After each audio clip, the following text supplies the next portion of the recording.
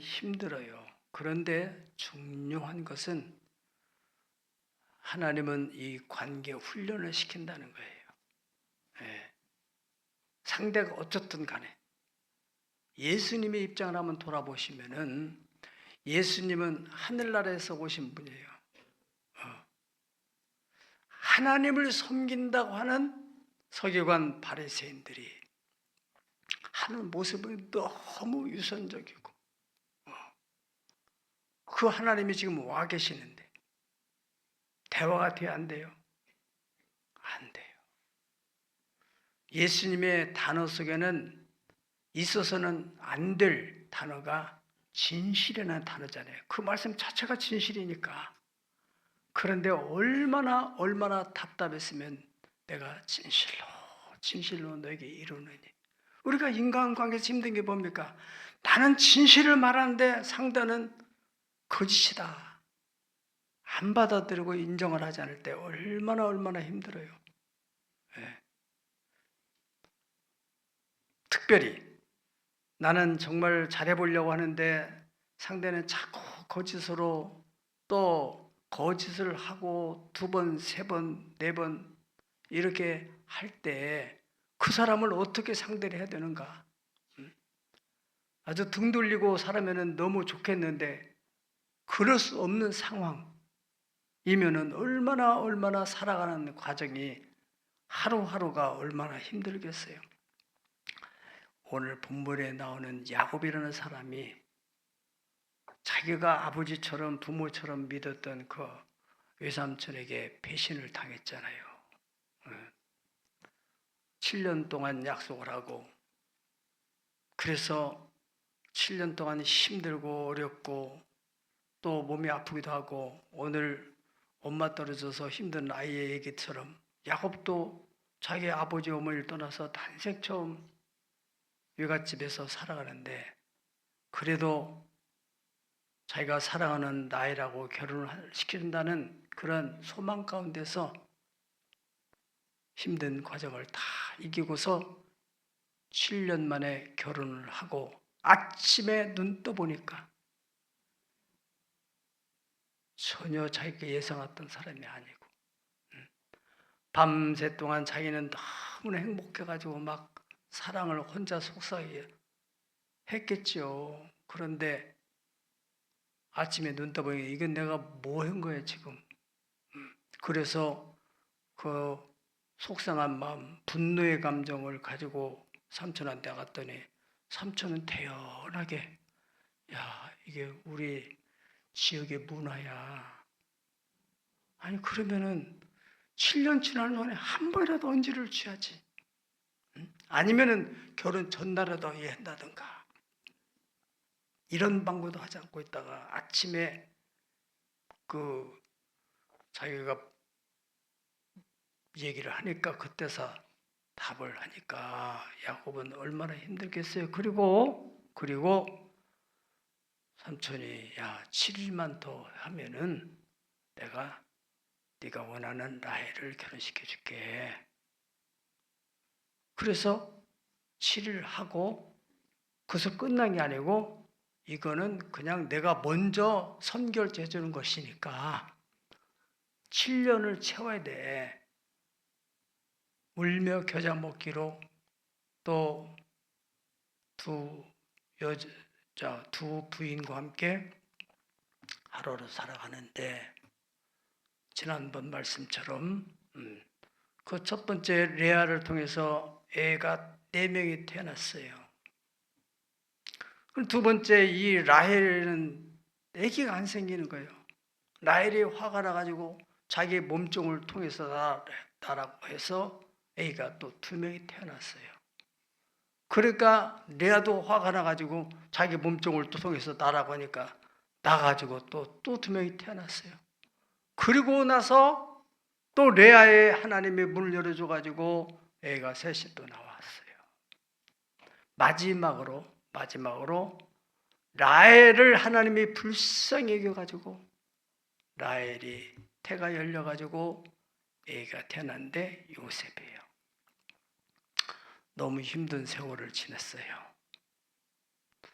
요셉이 태어나면서, 오늘 본문은 요셉이 태어난 후에 야곱이 자기 인생을 돌아보니까 앞날이 캄캄해요. 자식 새끼는 많고 또 부인은 4명이고 이 많은 식구를 어떻게 내가 거느리나. 저는 오늘 말씀에 30절을 보면은 내가 오기 전에 외삼촌의 소리가 적더니 번성하여 때를 이루었으니 내 발이 이르는 곳마다 여호와께서 삼촌에게 복을 주셨나이다. 그러나 나는 언제나 내 집을 세우리까. 나는 언제나 내 집을 세우리까. 삼촌은 나 때문에 이렇게 많은 복을 받았는데 나는 이 자식 새끼는 삼촌보다 더 많고 앞으로 내가 살아갈 일이 캄캄합니다. 이제는 고향으로 가야 되겠어요. 그러니까 삼촌이, 그 사람이 보통 사람이 아니잖아요. 야곱 때문에 자기가 재산이 드러난 것도 알고 이 사람을 놓쳐서는 안 되겠다 싶어서, 그래 내가 너에게 뭘 해주면 좋겠느냐 이래가지고 이제 계약을 체결하는, 또 다른 계약을, 양떼를 가지고 계약을 체결하는 내용이 오늘 본문의 내용입니다. 자, 이제 야곱의 입장에서 다시 돌아가서 7년 모슴살이를 통해서 이제 레아를 얻었고, 두 번째 모슴살이를 해야 되잖아요. 누구를 위해서? 라헬을 얻기 위해서. 그런데 첫 번째 7년과 두 번째 7년은 너무너무 확연한 차이가 있는 거잖아. 왜요? 첫 번째 7년은 라헬만 생각하면 힘든 것이 다 사라지는 거예요. 라헬과 결혼하는 그날을 생각하면서 힘이 들고 어렵고 외롭고 그래도 잘 참고 견뎠는데, 이제는 결혼을 일단 라헬을 시켜주고 앞으로 7년을 이 라헬 결혼한 값으로 네가 봉사해라, 그렇게 얘기했잖아요. 네. 7년, 처음 7년은 소망을 가지고 라헬과 결혼한다는 소망. 두 번째 7년은 소망이 있어요, 없어요? 신경질만 따르고 있어요. 소망 없는 삶. 그냥 집에만 있는 게 아니고 양을 취하잖아요. 삼촌이 양을 취하자. 밥 먹으면 일터로 나가야 돼요. 어떤 일터? 소망 없는 일터. 여러분, 일을 땀 흘려 하는 것은 일을 하고 난 후에 얻어지는 소득이나 혹은 결과에 대한 소망이 있기 때문에 힘들어도 잘 참고 한 달만 버티면은 그래도 월급 받는 날을 기대하면서 일을 하는 거 아니겠어요? 일용직은 하루만 해만 지면은 그래도 돈을 받는다, 이런 소망이 있는데 이미 한 달 것을 미리 받는 경우가 있어요. 지금은 모르겠어요. 옛날에는 가불이라는 제도가 있어요. 가불. 너무너무 삶이 힘들어가지고 미리 월급을 땡겨서 쓴다 이거예요. 지금 야곱이 그 입장이에요. 7년 것을 땡겨 쓴 것처럼. 그러니까 7년 후에 대한 기대는 없어요. 그렇지 않습니까? 그래서 소망 없는 일터로 밥 먹으면 나가서 일을 해야 되는 거예요. 일터에서 예삼천만 생각하면 푼이 치밀어 올라요. 4명의 부인과의 관계 속에서 얼마나 힘들어. 오늘은 또 누가 자자고 올까? 오늘 누구 방에 들어가야 될까? 서로 이게 막 쌈박질 하니까 보통 일이 아닌 거예요. 보통 일이 아닌 거예요. 그리고 자식들이, 우리가 자식 1명, 2명 키우는데도 얼마나 힘들어요. 둘이 애들이 싸우면은 이 애들 싸움으로 끝나는 게 아니고 그게 또 부모 싸움으로 이어진단 말이지. 그래 안 그래요? 우리는 하나밖에 없는데도 다 똑같은 당신 아들, 내 아들, 당신 딸, 내 딸인데도 싸움이 생기면은 또 어떻게 이상하게 왜 당신은 큰아들 편만 드냐, 또 둘째는 왜 그러느냐, 뭐 이래가지고 또 싸움이 생긴다 이거야. 그런데 이 집은 네 가정이요, 네 가정. 배가 네 개야. 어느 놈이 또 싸움 박시라면 이놈아 왜 그러냐 그러면 이쪽에서 또 부인이 왜 당신은 내 아들만 가지고 그러십니까? 얼마나 힘들어요. 일터로 나가면은 야곱의 생각에는 얼마나 복잡해요. 해가 지면은 이제 또 들어가야 돼. 한번 생각해 보세요. 그 인적 광야, 사람 많고 식구는 많지만은 외로워요. 누구하고 대화, 마음을 다 열어놓고 대화할 사람이 없는 그러한 현실 속에서 야곱은 그러한 모든 감정을 다 넘어서 어떻게 삼촌에게 맡겨준 그 양에 최선을 다했다는 거예요. 최선을 다했는지 안 다했는지 어떻게 아느냐? 30절을 보십시다. 30절 공독된 대로 내가 오기 전에는 외삼촌의 소유가 적더니 번성하여 때를 이루었으니 내 발이 이르는 곳마다 어떻게 했어요? 여호와께서 외삼촌에게 복을 주셨다. 내 발이 이르는 곳마다 하나님이 복을 주셨다는 거예요. 하나님이 왜?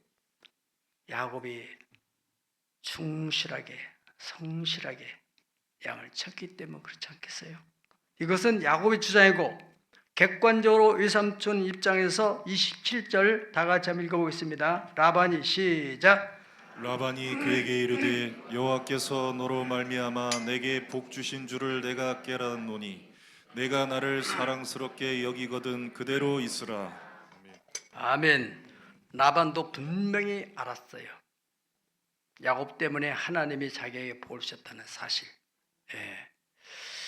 그러면 왜 하나님께서 야곱이 돌보는 양떼가 그렇게 번성하도록 복을 주셨을까?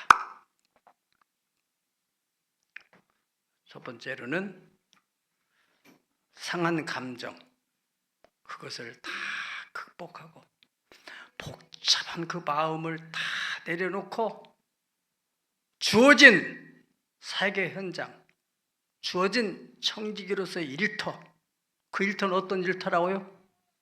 소망 없는 일터. 짜증이 나고 분노가 생기고 생각이 복잡하고 그런 일터에서 최선을 했기 때문에 하나님께서 은혜를 주신 것이라고 생각이 됩니다. 만약에 야곱이 삼촌과의 감정이 해결이 안 됐더라면 어떻게 했을 것 같아요? 분풀이를 양떼들한테 하죠. 그냥 양떼가 새끼 뱉는 놈이서 발로 펑치하면서 내가 너 주인한테 당한 거 생각하면 너 아무것도 아니야. 복수를 거기다 할 수도 있고 그렇잖아요. 응? 그렇게 안다 할지라도 가정을 생각하면 너무 골치 아파. 그때 양들을 풀어놓고 그저 바위에 앉아가지고 먼 산을 쳐다보면서 내가 어쩌자고 여기까지 와가지고 내 인생이 뭐냐 이게. 자치들의 생각에도 그렇고 자기 앞날이 캄캄하고 그러니까 자기 연민에 빠져서 그냥 양들이야 어떻게 되겠지 그렇게 방치해뒀더라면 하나님께서 거기에 복을 주겠느냐 그 말이에요. 우리가 그것을 깊이 생각해 봐야 될 것입니다. 하나님께서 이렇게 말씀하셨어요. 신명기 28장 2절에 6절 네 하나님 여호와의 말씀을 청종하면 이 모든 복이 네게 임하며 네게 이르리니 성읍에서도 복을 받고 들에서도 복을 받을 것이며 네 무의 자녀와 네 토지의 소산과 네 짐승 새끼와 소와 양의 새끼가 복을 받을 것이며 네 광주라 떡반죽 그릇이 복을 받을 것이며 네가 들어와도 복을 받고 나가도 복을 받으리라. 바로 네 짐승의 새끼와 소와 양떼의 새끼가 복을 받는다고 했는데 어떤 사람에게? 네가 여호와의 말씀을 청종하면은. 아멘. 그러니까 야곱이 자기의 감정을 넘어서 하나님의 말씀에 청종했기 때문에 하나님이 복을 주셨을 것이다. 할렐루야. 로마서 12장 19절에서 21절 말씀 우리 다 같이 한번 보시겠습니다. 시작. 내 사랑하는 자들아, 너희가 친히 원수를 갚지 말고 하나님의 진노하심에 맡기라. 기록되었을 때 원수 갚는 것이 내게 있으니 내가 갚으리라고 주께서 말씀하시니라. 내 원수가 줄이거든 먹이고 목마르거든 마시게 하라. 그리함으로 내가 숯불을 그 머리에 쌓아 놓으리라. 악에게 지지 말고 손으로 악을 이기라. 아멘. 이 부분이 중요합니다. 악에게 지지 말고, 악을 악으로 갚지 말고, 내게 사기를 쳐서 내게 상처를 입혔고 내게 피해를 줬기 때문에 나도 당연히 해야만 된다, 그런 생각을 하지 말고 선으로 악을 이겨라, 그렇게 말씀하셨어요. 바로 야곱이 그렇게 했기 때문에 하나님께서 당신의 말씀에 순종하는 자에게 약속된 복을 주셨던 것을 우리는 믿어야 되겠습니다. 두 번째로, 야곱은 열악한 환경입니다. 인간관계를 넘어서서 이제는 환경 자체가 너무나 황량한, 또 31장 40절 보면은 낮에는 더위, 밤에는 추위를 무릅쓰고 눈 붙일 겨를도 없이 지냈다, 그렇게 삼촌한테 고백을 하고 있어요. 물론 이제 나중에 사건이 벌어졌을 때 하는 얘기인데, 그 전에는 혼자서 누구에게도 말하지 않고 낮에 양치로 나가면 햇빛이 너무 장렬해 머리가 벗을 정도로, 그래서 하나님께서 이스라엘 백성들을 출애굽시킬 때 낮에는 무엇으로? 구름 기둥으로, 밤에는 기온이 너무 떨어지니까 추위를 감당할 수 있도록 불기둥을 가지고 그들을 따뜻하게 데펴줬는데, 야곱은 그러한 혜택을 전혀 받지 못하고 그 추위와 싸우고 더위와 싸워가면서 양떼를 쳤다는 거예요. 열악한 환경 속에서도 최선을 다하는, 그게 바로 모범된 청지기. 할렐루야. 하나님께서 이러한 마음을 가지고 최선을 다하는 그 사람의 삶의 현장 일터에 왜 복을 주시지 않겠습니까? 한번 같이 합시다. 코람데오. 코람데오라는 말은, 코람은 앞에서라는 말이고 데오는 하나님, 그러니까 하나님 앞에서라는 말의 합성어입니다. 사람 앞에서 하는 사람은 그 사람이 안 보면은 얼마든지 다른 생각을 하고 다른 행동을 해요. 그러나 하나님 앞에서 산다는 사람은, 사람은 보지 않더라도 하나님 보시는데, 바로 야곱이 그러한 마음을 가지고, 자기가 양을 치는데 삼촌이 양 치는 데다 돌아다니지 않잖아요. 멀리 가서 양을 치는데 하나님 앞에서 하나님이 내게 맡겨줬다고 생각하고 최선을 다했기 때문에 하나님께서 그 양떼에 복을 주신 줄로 믿습니다. 성경에서 모범된 청지기 요셉과 다윗.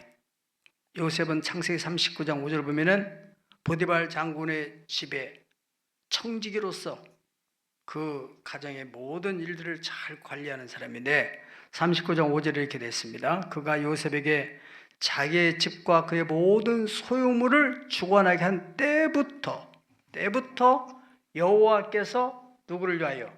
요셉을 위하여 애굽 사람의 집에 복을 내리심으로 여호와의 복이 그 집과 그 밭의 모든 소유에 미친지라. 어떻게 해서? 요셉이 정말 모범된 청지기로서 최선을 하는 모습을 보시고 하나님께서 거기에 복을 내리셨다 그랬습니다.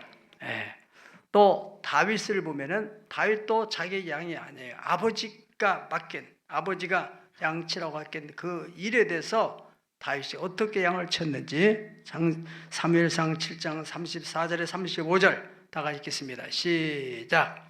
다윗이 사울에게 말하되 주의 종이 아버지의 양을 지킬 때 사자나 곰이 와서 양떼에서 새끼를 물어가면 내가 따라가서 그것을 치고 그 입에서 새끼를 건져내었고 그것이 일어나 나를 해하고자 하면 내가 그 수염을 잡고 그것을 쳐 죽였나이다. 아멘. 이 이야기를 누구한테 하는 거예요? 사울 왕한테 하는 거예요. 다른 말로 표현한다면은 경력, 스펙. 사울 왕이 다윗이 골리앗 앞에 가서 내가 저 골리앗을 물리치겠다고 하니까 아유, 이 10대 소년이 네가 어떻게 저 골리앗은 어려서부터 전쟁에 능한 장군인데 네가 어떻게 할 수 있느냐. 그러니까 다윗이 내가 우리 아버지의 양을 칠 때 사자나 곰이 와서 물어가면은 내가 쫓아가서 그 입을 찢고 양 꺼냈습니다. 여러분 이걸 생각해야 돼요. 야곱의 형제가 8명 있어요. 그런데 그 형들은 이런 간증이 없어요. 이런 체험이 없어요. 이런 경험이 없어요.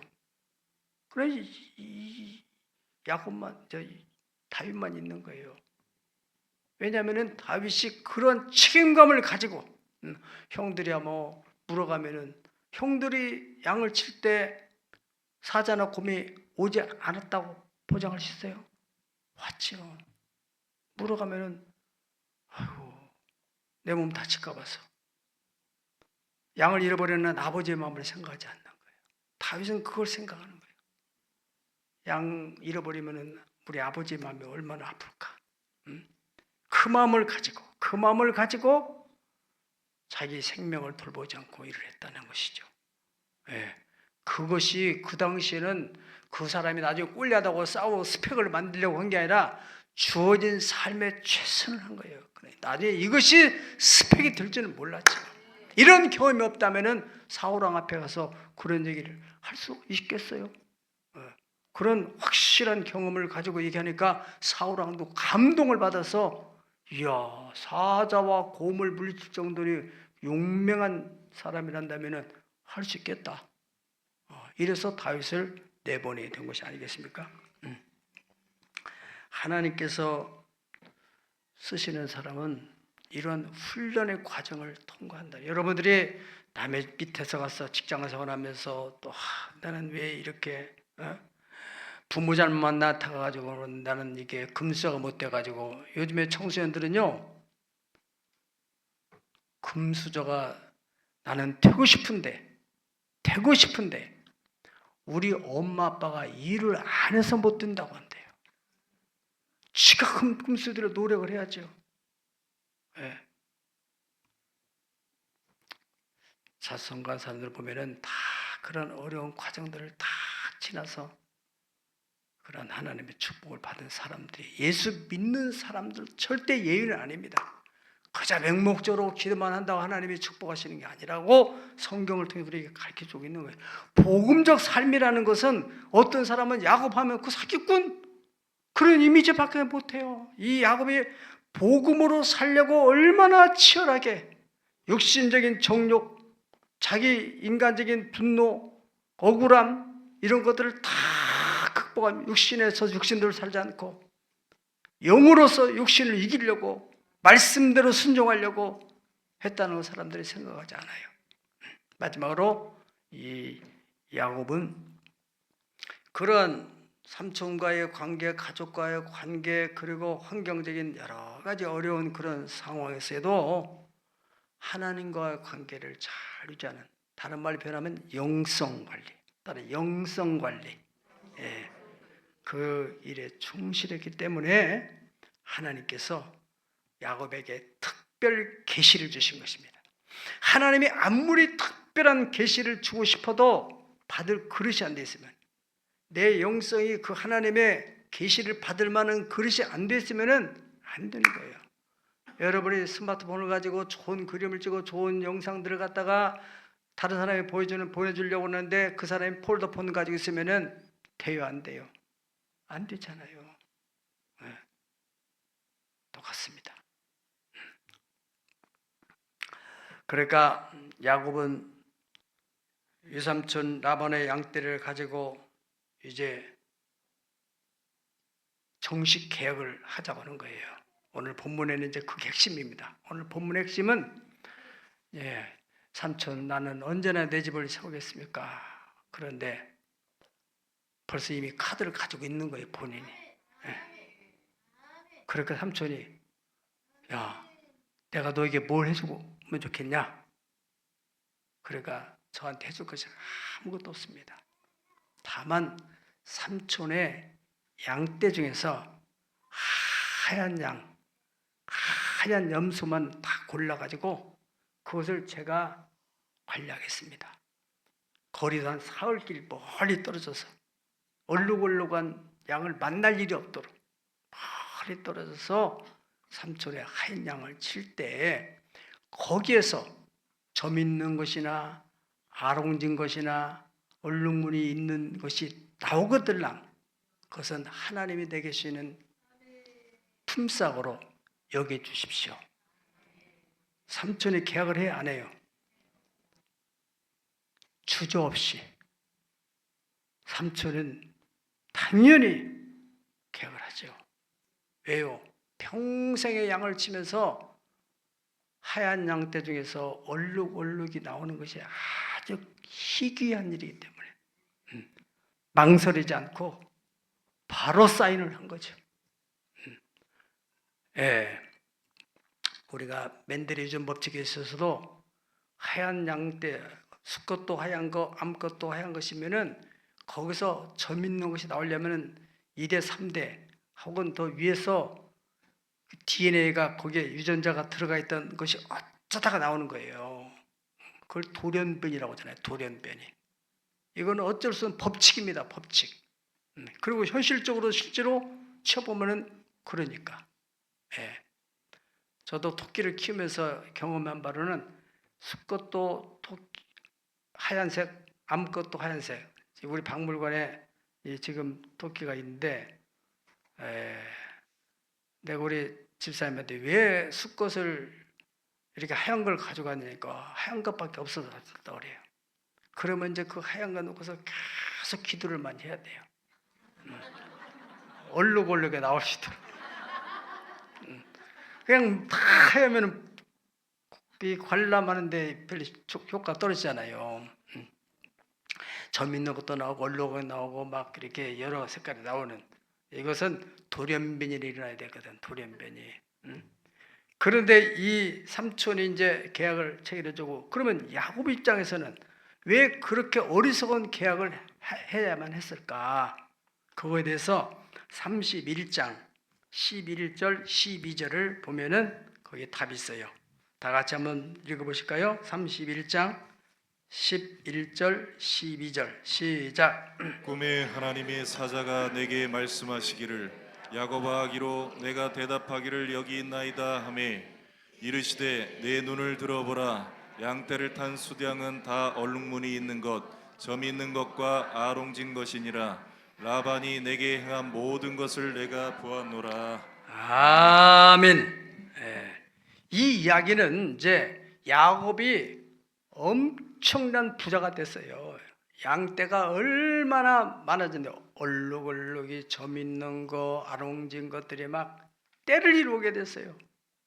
그런데 그때 이게 부가 이동이 돼가지고 삼촌보다도 야곱의 양떼가 더 많아져. 삼촌의 아들들도 보는 눈이 예전 것 같지 않아.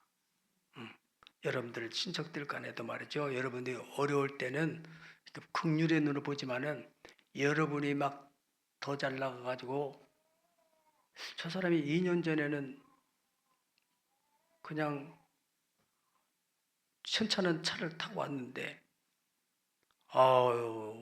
올해 명절 때 보니까 이 사람이 벤츠를 타고 왔네. 보는 눈이 달라지는 거예요. 야곱을 보는 형의 이 외삼촌의 눈이 예전 같지 않으니까 이게 안 되겠다. 이제는 갈 때가 된다. 그리고 하나님께서도 야곱한테 이제는 떠나라. 그렇게 말씀했어요. 31장에 가면은. 그래서 이제 떠나는데 야곱이 일단은 그 부인 라헬과 레아를 설득해야 되잖아요. 그래서 이 사람들이 안 간다면 어떻게 해요? 또 양떼만 가지고 갈 수는 없잖아. 야곱이 그 부인 둘을 불러가지고 여차여차해서 자기가 지금까지 살아온 이야기들을 쭉 하는 거예요. 내가 어떻게 이렇게 됐는지 아느냐. 하나님께서 내가 양을 치는데 어느 날 이제 꿈을 꿨는 거지요. 꿈을 꾸니까 하나님께서 꿈속에서 베델에서 나타나시고 하나님이 나타나가지고 이 하얀 양을 치고 자기 생각에는 하얀 양을 치는데 이 수컷이 얼룩얼룩한 수컷, 점 있는 수컷이 교미를 하는데 올라가가지고 교미를 하는 거예요. 전부 다 그렇게 이 꿈으로 계시를 받은 거야. 그것을 기초로 해서 계약을 한 거예요. 아무 생각 없이 그냥 뭐 이렇게 합시다. 그런 야곱이 아니잖아요. 그렇게 하고서 그 다음에 이제 하얀 양떼를 가지고 이제 개천으로 가서 포도나무, 살구나무, 신풍나무까지를 다 벗겨가지고 다 그 꼽질 나무까지를 꽂아놓고 이게 튼튼한 양이 새끼빌 때는 골로 다 데려가지고 다 보게 만들고, 이것이 다 하나님 신 계시적인 지혜야. 그게 바로 하나님께서 그 일을 통해서 이 양들의 유전인자를 바꾸는 거예요. 유전인자의 변형. 창조주 하나님은 그 일을 할 수가 있는 분이라. 아멘. 자, 여기서 우리가 중요한 거.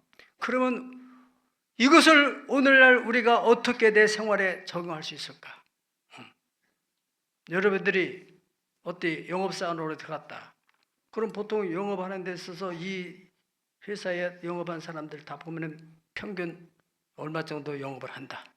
그러면은 그걸 가지고 사장님하고 계약을 하는 거죠.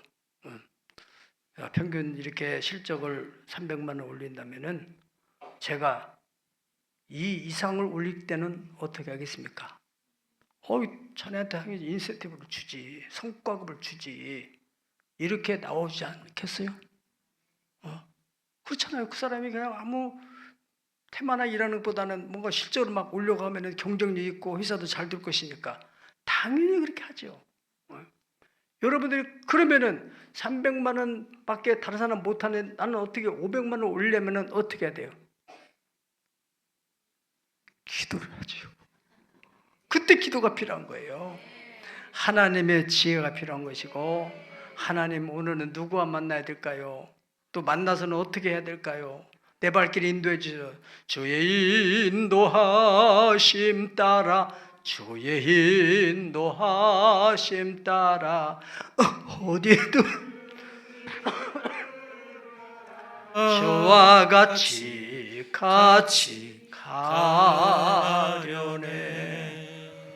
오늘 받은 은혜를 주님, 이 주님하고 손을 놓지 말고 바로 집으로 가. 집으로 가서 밥 먹고 내일 출근할 때 그 주님의 손 붙잡고 같이 갔단 말이야. 오늘 들은 말씀을 어떻게 내 삶의 현장에다가 적용할 것인가. 이것이 신앙생활입니다. 그냥 예배만 드리고 한다면 이건 종교생활이에요. 그래서 삶의 현장 속에서 나와 임마누엘 하신 하나님에 대한 이야기를 증언하는, 그래서 안 믿는 사람에게, 그리고 그저 형식적으로 믿는 사람들에게 살아계신 하나님을 증거하는, 하나님은 그러한 사람을 찾고 있다는 거예요. 할렐루야. 이 밖에도 여러 가지로 적용을 할 수 있는 방법은 많이 있습니다. 자, 가장 중요한 것은 인간의 이성적인 한계 안에서만 사람들은 다 생각하고 계산도 하고 그리고 거래도 하고 그러잖아요. 우리 믿음의 사람들은 항상 이성적 한계 밖에 하나님의 영역이 있다. 그걸 세상 사람들 생각에 야, 그 기적이다. 그렇게 말하는. 그게 신앙이 필요한 거지 않겠습니까? 야곱은 원래 잔머리를 잘 쓴 사람이었잖아요. 그런데 삼촌이 그렇게 10번씩 사기를 치는데도 전혀 흔들리지 않는 거예요. 왜?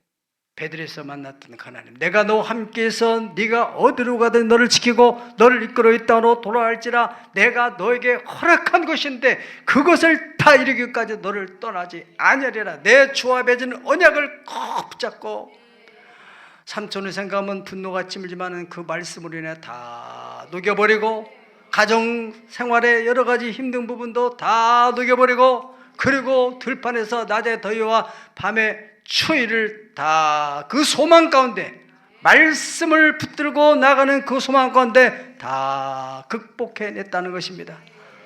성경은 말하기를 너는 마음을 다 여호와를 의뢰하고 네 명철을 의지하지 말라. 범사에 그를 인정해라. 그리하면 저가 네 길을 치료해 주시리라. 범사에, 여러분의 삶의 현장 속에 여러 가지 있는 여러 일들 가운데서 하나님은 살아계십니다. 아멘. 시편 94편 9절에 눈을 만드신 이가 왜 보지 않겠느냐, 귀를 만드신 이가 왜 듣지 않겠느냐 말씀하셨습니다. 하나님은 다 보신다. 나의 간구하는 소리를 다 들어 내 작은 신음에도 응답하시는 하나님이다. 아멘. 그런 마음의 자세를 가지고 살아간다면 우리의 삶이 얼마나 활기있고 소망 있는 삶이 되겠습니까? 여러분, 만약에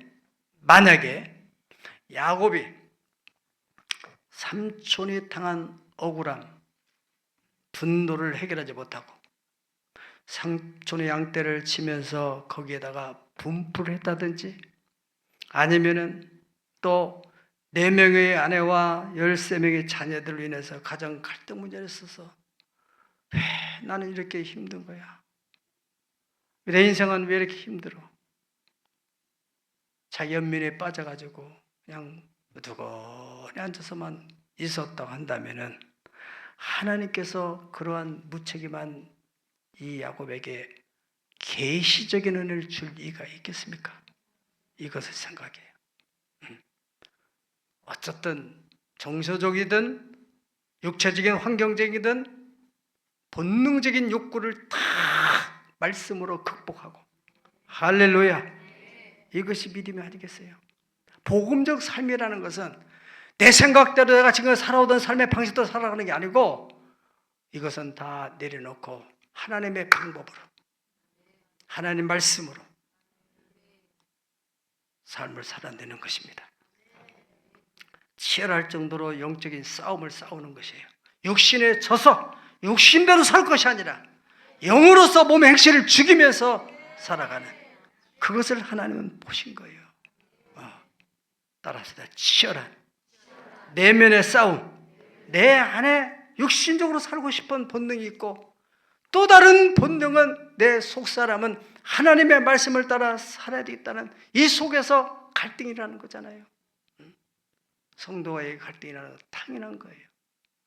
내 본능적인 욕구가 있고 하나님의 말씀으로 살아야 된다는 거룩한 속성, 거룩한 속사람의 욕구가 있다는 것입니다. 사랑하는 여러분, 우리가 처한 삶의 현실을 생각해 보세요. 우리는 인간관계, 인간의 문제가 발생할 때 마음이 하나님께 향하기보다는 인간관계에 침몰돼가지고 거기에 하나님 말씀을 생각할 여지도 없고 자꾸 그 사람, 억울했던 감정, 제가 과거에 그랬던 거거든요. 과거에. 그것을 넘어서야 될 싸움이 필요한 거예요. 로마서 12장 18절에 할 수 있거든.